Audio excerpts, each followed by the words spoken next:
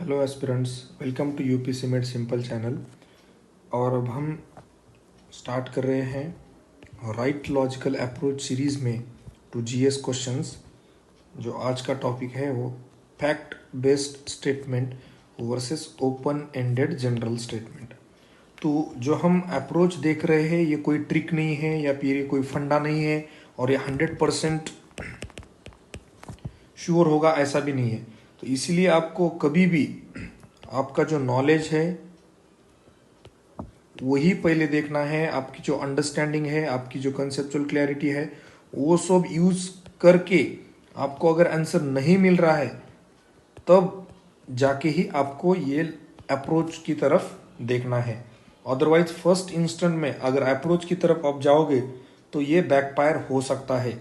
इसीलिए मेरी kind request आपसे है कि आपने आज तक जो पढ़ा है, आपने जो कुछ समझा है, आपकी जो अंडरस्टैंडिंग है, आपकी जो कंसेप्चुअल क्लैरिटी है, वो सब यूज करके ही आप आंसर्स की तरफ जाए। लेकिन ऐसा हो सकता है कि आप 50 या 60 क्वेश्चंस के आगे नहीं जा पा रहे हो, तब आपको इस क्वेश्चंस की हेल्प हो सकती है। और ये 100% श्योर नहीं है कि ऐसा ही होगा। बहुत बार ऐसा यूपीसी में हुआ है और हो भी रहा है। 2020 के क्वेश्चन पेपर में भी हो रहा है, उसके भी हम कुछ क्वेश्चंस देखेंगे। इसलिए ये कुछ लॉजिकल अप्रोच आपको गाइड करने के लिए है। पूरा इसके भरोसे पे एग्जाम पे ना जाओ। तो आज का जो टॉपिक है fact based statement versus open ended general statement. तो उसमें जो क्वेश्चन है 2011 का question number 4, India has experience persistent and high food inflation in the recent past, what could be reasons. Could be बोल रहा है, मतलब पॉसिबल रीजंस ही पूछ रहा है। Due to gradual switch over to cultivation of commercial crops, area under cultivation of food crops has steadily decreased in the यहाँ तक ठीक है, decrease in the last 5 years by about 30%। By about 30% बोल रहा है, मतलब ये कुछ फैक्ट के बारे में बात कर रहा है। तो ज्यादातर ऐसे जब असर्टिव स्टेटमेंट होते हैं, फैक्ट के बारे में स्टेटमेंट होते हैं, मोस्टली गलत होते हैं। आप ये को हटा दीजिएगा, आंसर मिल जाएगा 2 and 3, राइट। तो ये फैक्ट है, ये काफी असर्टिव है, निश्चित तरीके से बोल रहा है कि अबाउट 30% से ही डिक्रीज हुआ है लास्ट 5 year में। अगर ये 29 भी हुआ या फिर ये 31 भी हुआ तो ये आंसर गलत हो सकता है। और इतना एक्यूरेटली जब यूपीसी बात करता है, फैक्चुअल कुछ डेटा देता है, कुछ नंबर देता है, कुछ नाम देता है, तो मोस्टली वो गलत ही होता है। अब दूसरा देखते हैं, as a consequence of increasing incomes consumption patterns of the people have undergone a significant change. तो इसको बोलते हैं ओपन एंडेड जनरल स्टेटमेंट। ये कुछ ऐसे असर्टिव नहीं बोल रहा है, कुछ 100% की बात नहीं कर रहा है, कुछ फैक्ट के बारे में बात नहीं कर रहा है, जनरली बता रहा है कि consequence of increasing income, consumption pattern जो है तो कुछ सिग्निफिकेंट चेंज हुआ है उसमें, 100% हुआ है, 50% हुआ है, इसके बारे में कुछ बात नहीं कर रहा है। इसलिए this is called as open ended general statement. अब आखिरी वाला देखते हैं, the food supply chain has structural constraints. अब ये नहीं बोल रहा है कि 100% इट हैज स्ट्रक्चरल कंस्टेंट और it is only due to structural constraints, ऐसा कुछ नहीं बात कर रहा है। इसलिए भी sorry, open ended general statement है, तो इसलिए आंसर है बी। आगे बढ़ते हैं, 2014 के कुछ क्वेश्चंस हैं, उसमें क्वेश्चन नंबर है 5th।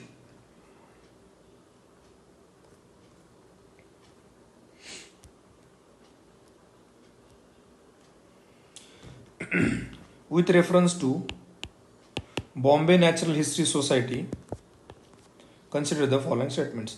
It is an autonomous organization under Ministry of Environment and Forest। तो ये हो गई फैक्ट। तो ये फैक्ट बेस्ड स्टेटमेंट है, इसीलिए गलत है, ये हो गया। दूसरा क्या होता है, लॉजिक। मुझे अगर क्वेश्चन सेट करना है तो मेरे लिए काफी आसान है, मैं मिनिस्ट्री चेंज कर दूंगा, मिनिस्ट्री ऑफ पेट्रोलियम डाल दूंगा, मिनिस्ट्री ऑफ लेबर डाल दूंगा, मिनिस्ट्री ऑफ एजुकेशन डाल दूंगा। इसीलिए fact based statements mostly wrong होते हैं, क्योंकि एग्जामिनर को भी क्वेश्चन सेट करते वक्त ये काफी आसान होता है। और अब ओपन एंडेड जनरल स्टेटमेंट की जब बात करोगे तो वो स्टेटमेंट्स में वो स्टेटमेंट गलत बनाने के लिए या फिर वो स्टेटमेंट गलत ऑप्शन डालने के लिए उसको बहुत रिसर्च करना पड़ता है और 100% श्योर होना होता है। और यूपीसी पता है कि 100 क्वेश्चन से ही आजकल बच्चों का मेरिट डिक्लेयर हो रहा है, इसीलिए वो क्वेश्चन काफी केयरफुली फ्रेम किए जाते हैं। और ओपन एंडेड जनरल स्टेटमेंट में गलत स्टेटमेंट बनाना is very difficult, that's why mostly fact based statements ही गलत होते हैं।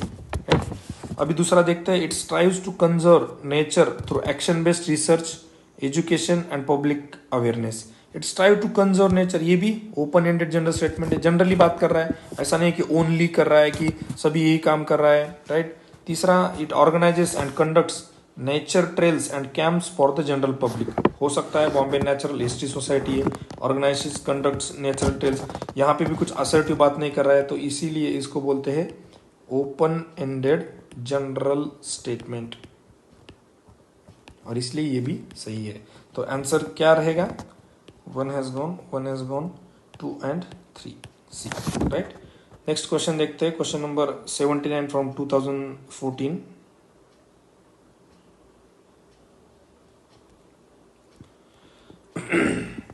लॉजिक आप समझ लीजिएगा, ये ऐसे अगर करोगे आप तो गलत हो सकता है, फैक्ट बेस्ड दिखा तो गलत, ऐसा नहीं होता है 100% श्योर, लेकिन लॉजिक आप समझने की कोशिश कीजिए।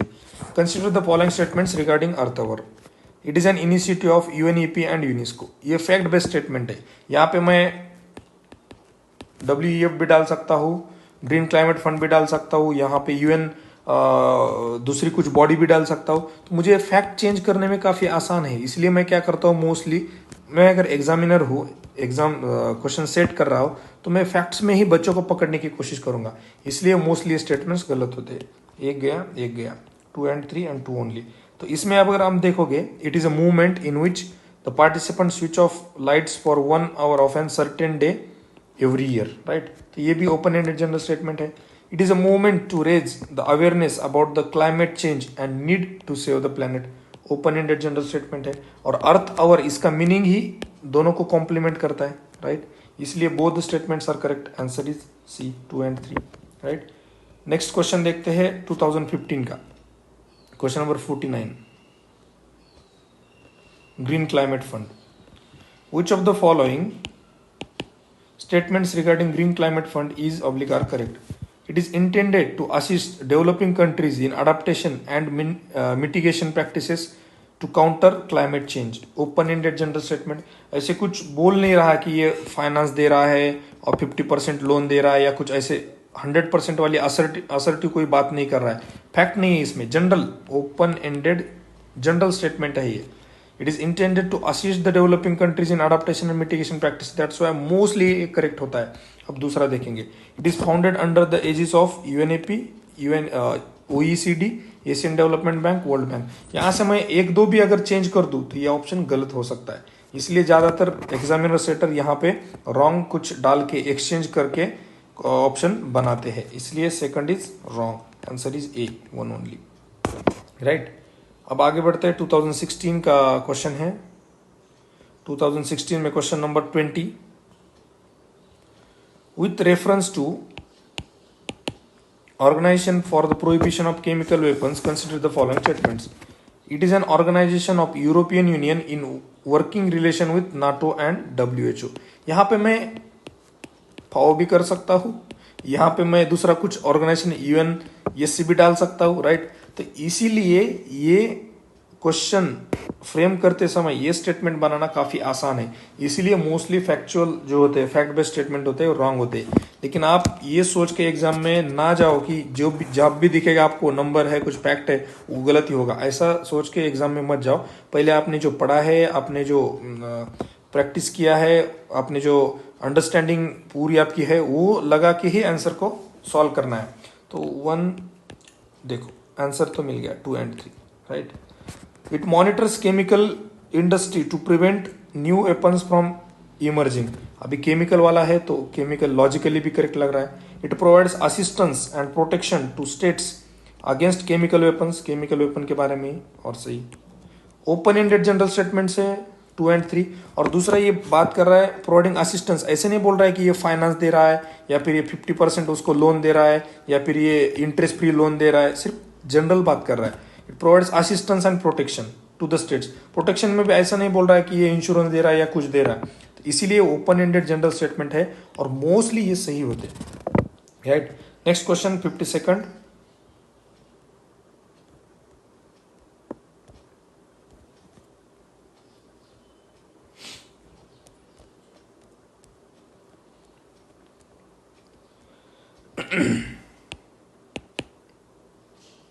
with reference to an initiative called TEEB, Economics of Ecosystem and Biodiversity. Which of the following statements is oblique are correct? It is an initiative hosted by UNEP, IMF and World Economic Forum.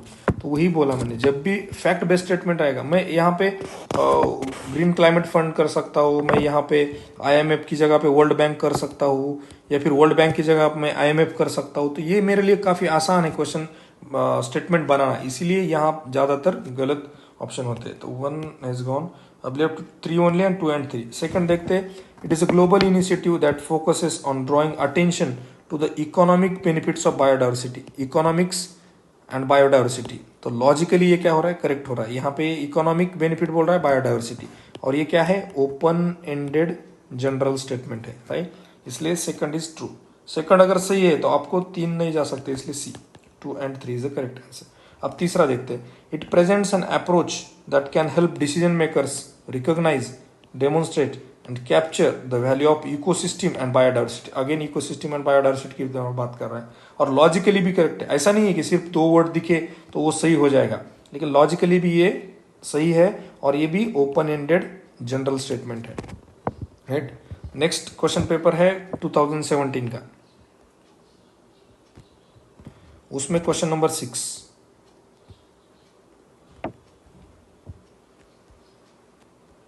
टीप का देखा, आप traffic का question. Consider the following statements in respect of traffic. Trade related analysis of fauna and flora in commerce. Traffic is a bureau under UNEP. तो ये फिर से गलत है. क्यों? यहाँ पे एनजीओ भी हो सकती है, राइट. तो यूएनईपी की जगह पे दूसरा भी हो सकता है, अंडर वर्ल्ड बैंक भी हो सकता है, आईएमएफ भी हो सकता है, वर्ल्ड इकोनॉमिक फोरम भी हो सकता है, राइट. तो यहाँ पे मेरे को क्वेश्चन बनाते समय ये फैक्ट चेंज करके गलत बनाना काफी आसान है, इसलिए फर्स्ट इज रॉन्ग, बोथ भी गया. Second and neither one. The mission of traffic is to ensure that trade in wild plants and animals is not threat to the conservation of nature. और वही वो बोल रहा है, ट्रेड, फ्लोरा एंड फाउना. ये trade बोल रहा है, और ये प्लांट्स और एनिमल्स बोल रहा है, और ये again open ended general statement है. कुछ बात नहीं कर रहा है कि हम फाइनेंस देंगे, 100% उनको प्रोटेक्ट करेंगे ही करेंगे. It mission is to ensure कर रहा है सिर्फ that trade in wild life plants and is not a threat, right. इसलिए answer is b only, sorry 2 only, b. Next question, 11th question.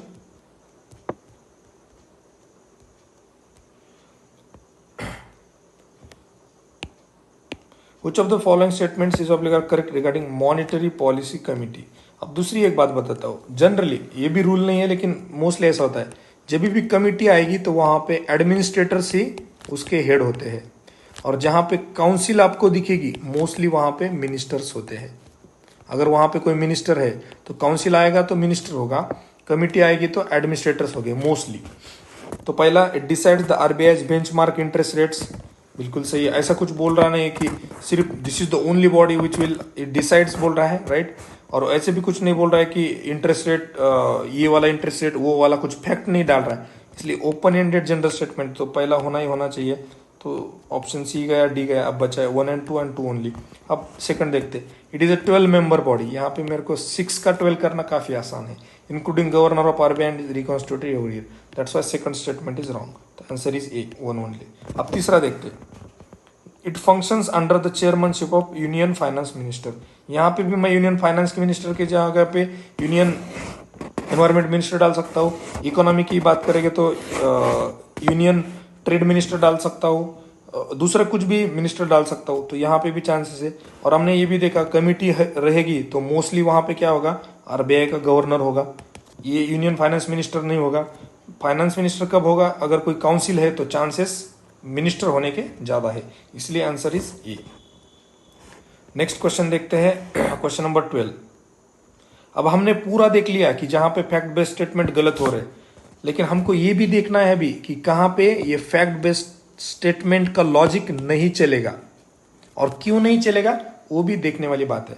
With reference to Manipuri Sankirtana, consider the following statements. It is a song and dance performance. सही हो सकता है क्योंकि ऐसा कुछ stress दिए नहीं, ये ओनली सॉन्ग है या फिर डांस है, राइट.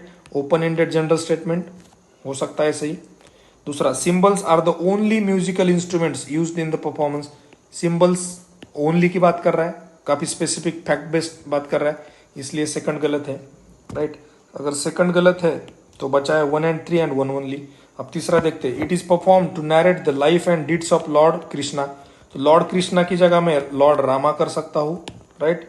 तो यहाँ पे चांसेस है कि फैक्ट बेस्ड है तो गलत होना चाहिए, लेकिन ऐसा नहीं है।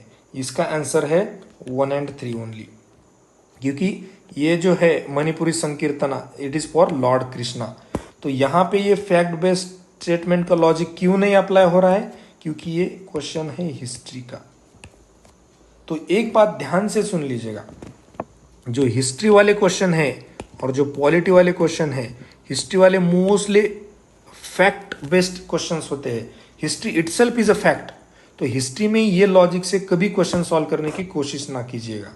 और दूसरा जो है पॉलिटी में भी ज्यादातर एक्सेप्शंस ही पूछते हैं, तो वहां पे भी ज्यादातर लॉजिक कोई राइट लॉजिकल अप्रोच अप्लाई नहीं होगा।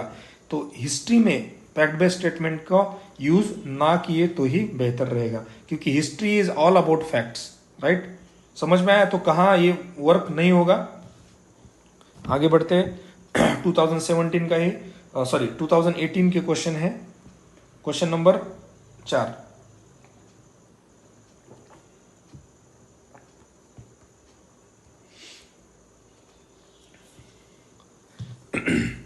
NGT has been established by an act, whereas CPCC has been created by an executive order of the government. यहाँ पे ये फ्लिप भी कर सकते हैं, हमने फ्लिप टाइप का क्वेश्चन देखा था। एक्ट की जगह पे मैं एग्जीक्यूटिव ऑर्डर कर दूंगा, एग्जीक्यूटिव ऑर्डर की जगह पे एक्ट कर दूंगा, लेकिन आपको पता है कि CPCB भी एक्ट से ही बना है, राइट। तो इसीलिए मुझे फैक्ट चेंज करने में काफी आसानी है, इसलिए फैक्ट बेस्ड स्टेटमेंट रॉन्ग हो सकता है। तो इसलिए नाइदर 1 और 2 ओनली में अभी ऑप्शंस बचे। दूसरा देखते हैं, NGT provides environmental justice and helps reduce the burden of litigation in the higher courts, whereas CPCB promotes cleanliness of streams and wells and aims to improve quality of air in the country. इसको बोलते हैं open ended general statement, और इसलिए ये सही answer is B 2 only, right. आगे बढ़ते question number 57।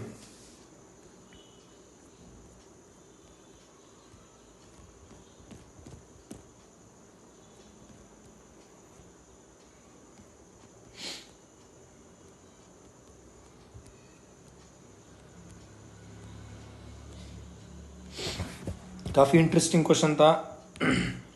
The earth's magnetic field has reversed every 500,000 years. अभी अब कुछ लोग देखेंगे तो इसको भी फैक्ट बोलेंगे, लेकिन ये फैक्ट है, लेकिन काफी जनरल बात कर रहा है। एवरी फ्यू 100,000 ईयर्स, ऐसे नहीं बोल रहा है कि 2,000 ईयर्स, 3,000 ईयर्स, फ्यू 100,000 ईयर्स। मतलब ये क्या हो सकता है, 1,000 भी हो सकता है, 5,000 भी हो सकता है, 10,000 भी हो सकता है, right.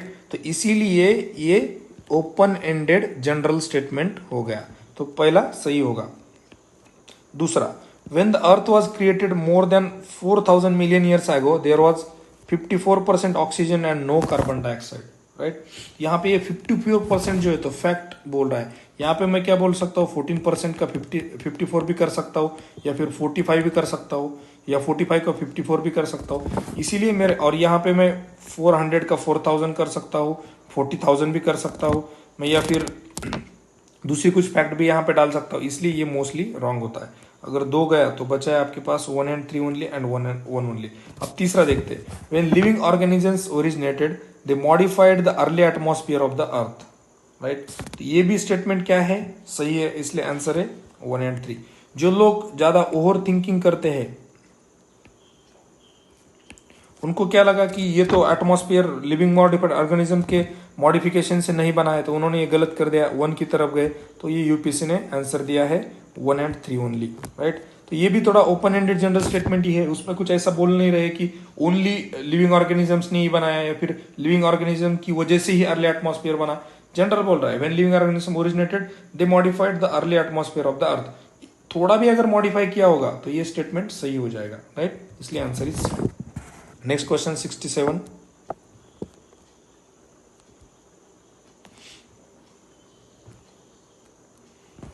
With reference to solar power production in India, consider the following statements. India is the third largest, देखो फैक्ट आ गई, मोस्टली रॉन्ग ही होता है। Third largest in the world in the manufacture of silicon wafers used in photovoltaic units.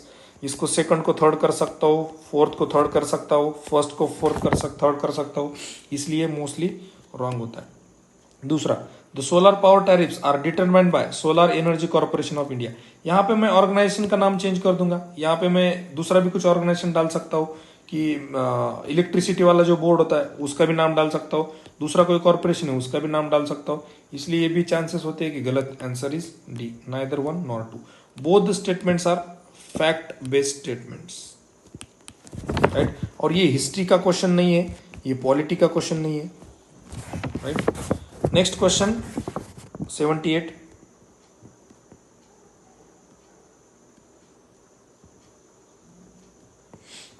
with reference to Pradhan Mantri Kaushal Vikas Yojana, it is a flagship scheme of ministry of labour and employment. वही बोला मैं, ministry अगर change करनी है तो काफी आसान है। कौशल है तो स्किल मिनिस्ट्री भी हो सकता है, राइट।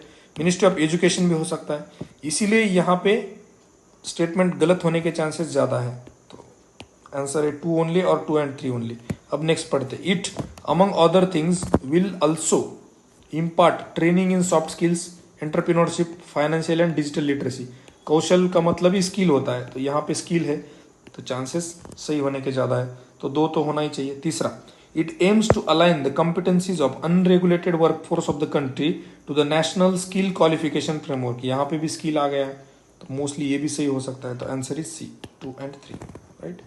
नेक्स्ट क्वेश्चन नंबर 85,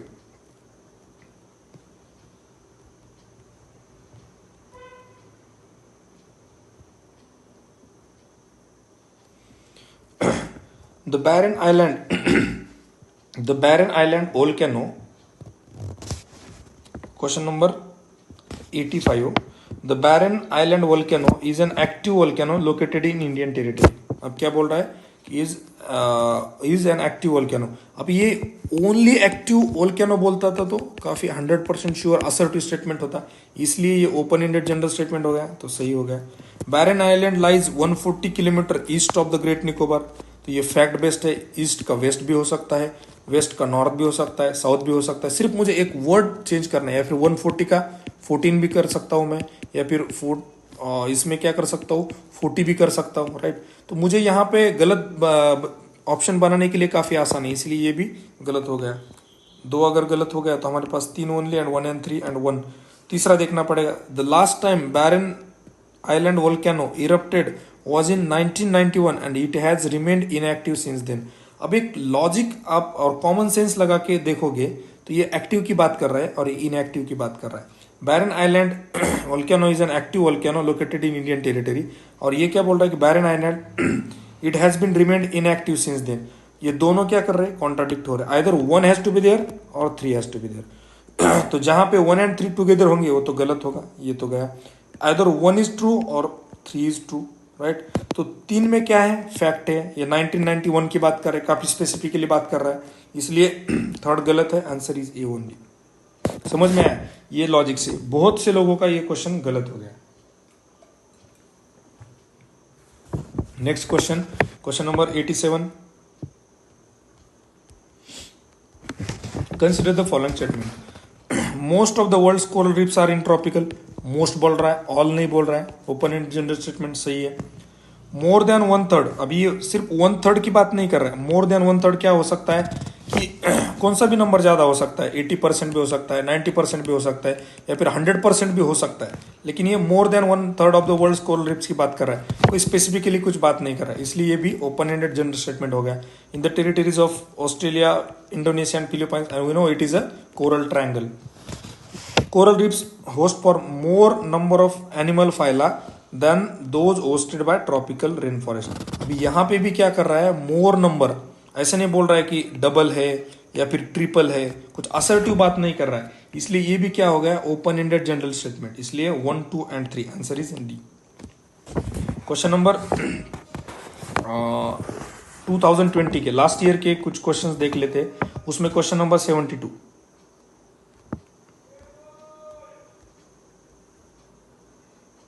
इसमें भी यही ग्रुप में भी 2020 का भी पेपर जो डिफिकल्ट था उसमें भी कुछ क्वेश्चन सॉल्व हो सकते हैं।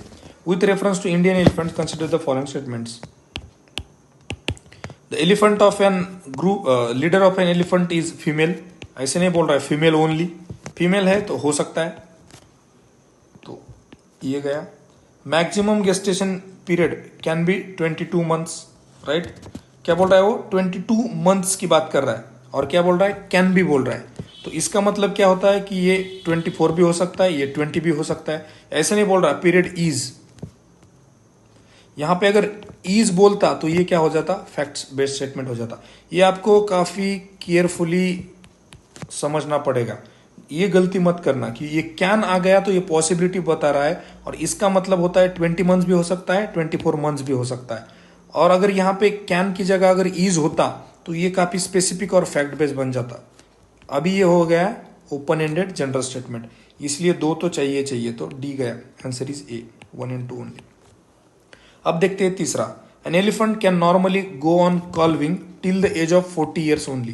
तो ये क्या बोल रहा है, 41 पे कोई कॉल्विंग नहीं करता है। अगर कभी भी पूरे इस वर्ल्ड में एक भी अगर एलिफेंट ने 41st ईयर में कॉल्विंग कर दिया तो ये स्टेटमेंट गलत हो जाएगा। ये फैक्ट बेस्ड स्टेटमेंट हो गया, क्योंकि नंबर है लेकिन उसके साथ ओनली आए तो ये असर्टिव हो गया। यहाँ पे नंबर है लेकिन ये कैन भी बोल रहा है तो ये पॉसिबिलिटी है, right.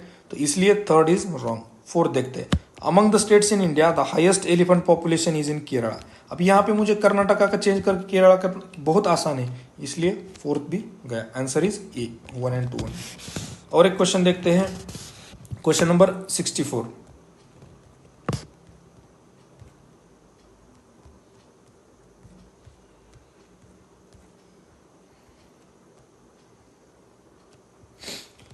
The value of Indo Sri Lanka trade has consistently increase in the last decade. अब ये बोल रहा है कंसिस्टेंटली इंक्रीज हुआ है, तो ये क्या बोल रहा है, काफी असर्टिव है, फैक्ट बेस्ड है और स्पेसिफिक है, जनरल नहीं है। कंसिस्टेंटली इंक्रीज बोल रहा है, अगर एक मतलब 10 ईयर में एक बार भी स्टेबल भी रहा फिर भी ये क्या हो गया, गलत हो जाएगा। एक बार भी कम हो गया, निगेटिव हो गया, फिर भी ये स्टेटमेंट गलत हो जाएगा, राइट। तो इसीलिए मोस्टली क्या होता है, ये वाला स्टेटमेंट गलत। और कुछ लोग बोलते हैं कंसिस्टेंटली इंक्रीज, कंसिस्टेंटली डिक्रीज, अगर बोलोगे तो रॉन्ग ही होता है, तो ऐसा कुछ नहीं है। कुछ यूपीसी के आंसर में ये भी मिला है। क्वेश्चन क्या चीज के बारे में बात कर रहा है उस पर डिपेंड करता है कि कंसिस्टेंटली इंक्रीज या डिक्रीज सही हो गया नहीं होगा, राइट। तो फर्स्ट 2 ओनली एंड 3 ओनली। अब दूसरा देखते हैं, textile and textile articles constitute an important item of trade between Bangladesh and India. तो ये क्या बोल रहा है, एन इंपॉर्टेंट आइटम, ऐसे नहीं बोल रहा है हाईएस्ट या फिर लोएस्ट, तो ये क्या हो जाता, फैक्ट बेस हो जाता। अभी ये क्या हो गया है, ओपन एंडेड जनरल स्टेटमेंट हो गया, इसलिए सेकंड क्या है, सही है, आंसर इज बी, 2 ओनली। अब तीसरा पढ़ते हैं, in the last 5 years Nepal has been the largest trading partner of India in South Asia. यहाँ पे मैं भूटान भी कर सकता हूँ, यहाँ पे मैं बांग्लादेश भी कर सकता हूँ, यहाँ पे श्रीलंका भी कर सकता हूँ, यहाँ पे पाकिस्तान, अफगानिस्तान, कुछ भी कर सकता हूँ, सिर्फ मुझे नाम चेंज करना है, इसलिए ज्यादातर ये गलत होता है। तो आंसर इज बी, 2 ओनली। अभी तक यूपीसी का ऑफिशियल की नहीं आया है, लेकिन मोस्टली यही आंसर होगा, ये लॉजिक से। Question number 86,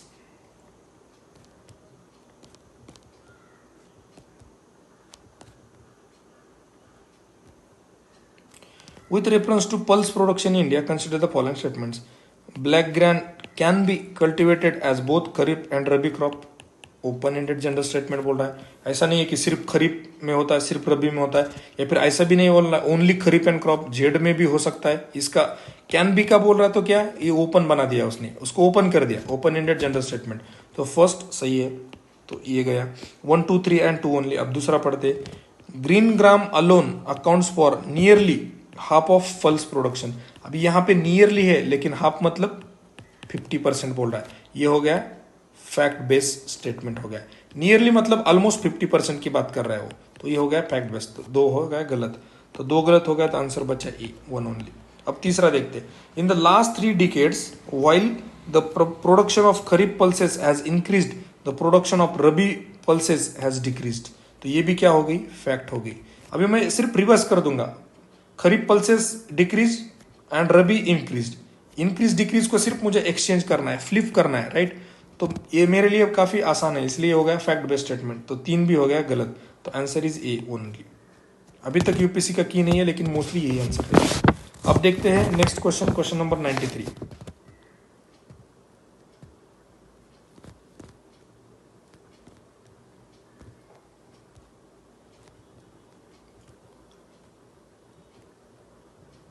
with reference to ocean mean temperature, which of the following statements is correct? OTT is measured up to the depth of 26 degrees isotherm, which is 129 meters in the southwestern Indian Ocean during January and March. अब ये 129 metres काफी fact based, काफी specific बोल रहा है। 129 metres की जगह पे मैं 29 मीटर्स कर सकता हूँ, मैं वहां पे 130 की जगह 129 कर सकता हूँ। ये फैक्ट चेंज करने के लिए काफी आसान है, इसलिए इसको बोल फैक्ट बेस्ड स्टेटमेंट, ये गलत होगा। दूसरा, OTT collected during January and March can be used in assessing whether the amount of rainfall in monsoon will be less or more than इसलिए ये हो गया open ended general statement. Can भी बोल रहा है, हो भी सकता है नहीं भी हो सकता है, और मोस्टली ये यूज करते हैं, इसलिए B is the correct answer, right. So this was regarding open ended general statement versus fact based statement. तो ये चीज याद रखना है कि पहले आपको कभी भी नॉलेज पे जाना है, आपकी अंडरस्टैंडिंग कंसेप्चुअल क्लैरिटी पे जाना है। अगर कुछ भी नहीं समझ में आया और आपका अटेम्प्ट 50 या 60 हो रहा है, तो आप इस अप्रोच को यूज करके कुछ क्वेश्चंस अटेम्प्ट कर सकते हो। चांसेस ज्यादा है कि ये अप्रोच सही होगा, राइट। Thank you.